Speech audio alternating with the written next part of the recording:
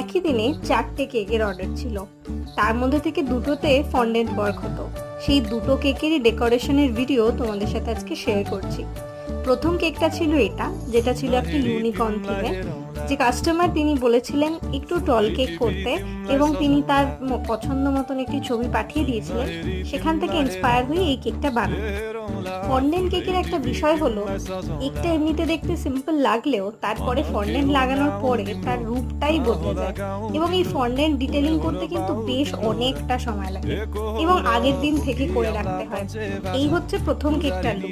এর পরে আর একটা কেক ছিল, যেটা ছিল ইঞ্জিনিয়ারিং থিমের।